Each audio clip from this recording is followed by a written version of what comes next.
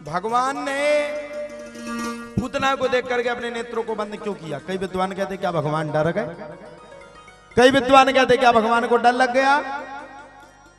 तो ऐसा कुछ नहीं है। एक विद्वान व्याख्या करते हैं पूतना बड़ी चालाक थी, चंचलित थी। पूतना कौन है पता है आप सबको? और पूतना ने भगवान को अहो बकीयम स्तन कालकूटम जगान सयापायदप साध्वी लेभे गतिम धातृचिताम ततोन्यम कंबा दयानुम शरणम व्रजेम। भगवान ने पूतना को मां का दर्जा प्रदान किया। अब बताओ भगवान ने पूतना को मां का दर्जा प्रदान क्यों किया? एक बार बताओ ना सब लोग, क्यों किया? और पूतना ने कौन सा विष पिलाया भगवान को? देखो आप, पूतना ने भगवान को, बच गए प्राण, पूतना ने भगवान को कालकूट नामक विष पिलाया। अहो बकीयम स्तन कालकूटम। तो पूतना जाकर के भगवान के पास पहुंची और जैसे ही पूतना भगवान के पास पहुंची, पूतना को देख करके भगवान श्री कृष्ण ने अपने नेत्रों को बंद कर लिया।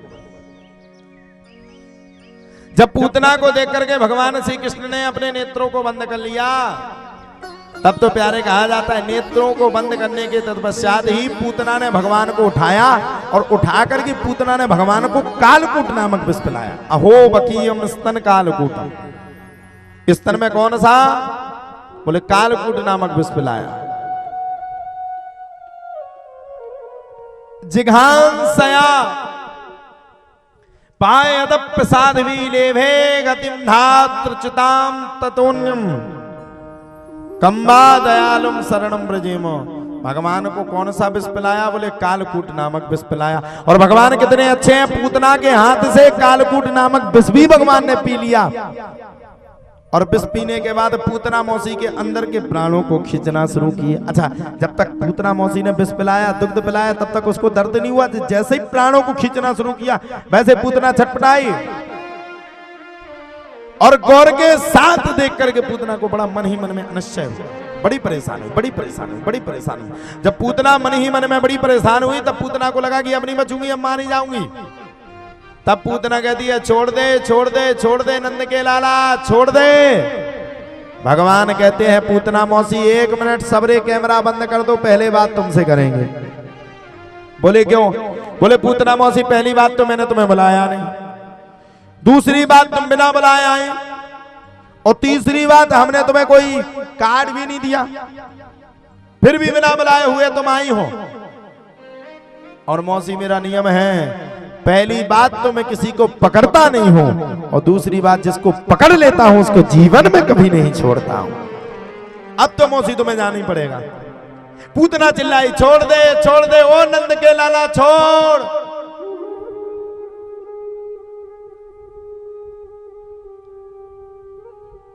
छोड़ नंद के लाला।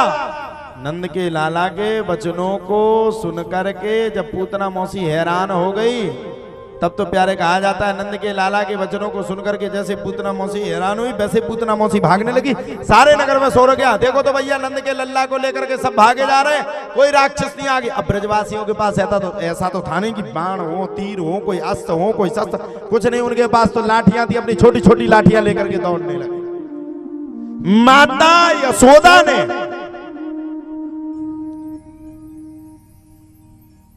जब इस सीन को देखा, तब तो माता यशोदा इस सीन को देख करके तदंतर कालीन रह गई और बेचारी मूर्छित होकर के पृथ्वी पर गिर पड़ी।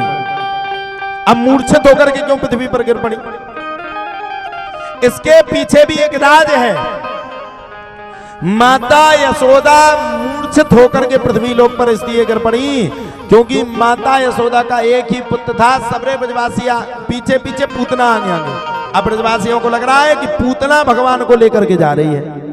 अब ब्रजवासियों को क्या पता कि पूतना के तो प्राण चले जा रहे हैं।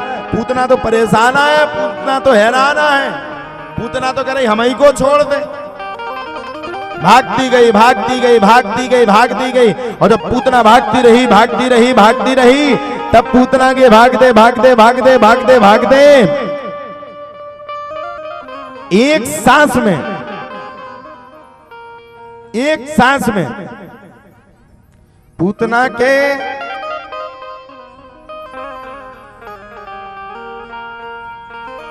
भागने के तत्पश्चात ही भगवान ने धीरे धीरे करके पूतना के अंदर के प्राणों को खींचा और पूतना जैसे ही भागी वैसे बीच जंगल में ठहर गई।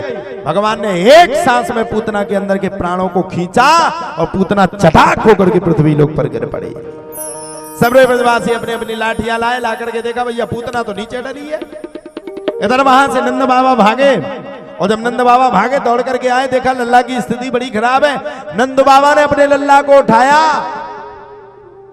और मूर्छित हुई माता पूतना को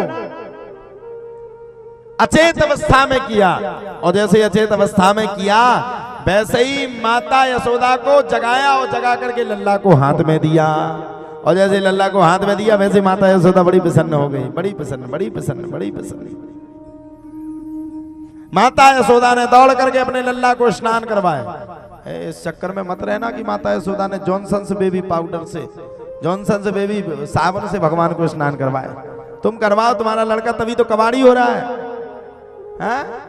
गऊ के मूत्र से किस किस ने अपने बच्चे को स्नान कराया बताओ ना?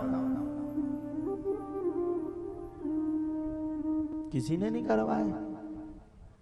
जब यह वे धुंधकारी बनत फिर रहे हैं, किस किस ने करवाए? तुम्हें खुद बास मारता है गऊ का मूत्र। हम लोग वृंदावन में रहते थे तो वृंदावन में हमारे गुरुदेव क्या करते, गायों के चारों पैरों को बांध देते थे और फुब्बारा तो आप सब लोगों को मिला होगा, हमें तो फुब्बारा मिलता नहीं था। गऊ के मूत्र को ही हम लोग फुब्बारा मानते थे, उसके नीचे बैठ करके बड़ा सुंदर स्नान किया करते थे। अब मुंह मत बनाना सब लोग, गऊ का मूत्र बड़ा पवित्र होता है। और देखो गऊ के मूत्र की बदौलत है कि हम कथाकार बन गए। हमें तो खुद आज तक पता नहीं कि हम कथाकार कब बन गए। हम तो कमरे पे जाते तो मन में विचार करते हम कथाकार हैं। अच्छा हमसे लोग बोलते तब हमें भी अपने आप में डाउट होता हम कथाकार हैं। बस भगवान ने बना दिया। क्यों बनाया? क्योंकि भगवान कहते हैं जिस भक्त का मन निर्मल है उस भक्त के पास मैं सदैव हूं, सदैव हूं। तो आपका मन कैसा होना चाहिए? निर्मल। आपको घमंड नहीं होना चाहिए, अभिमान से दूर रहो।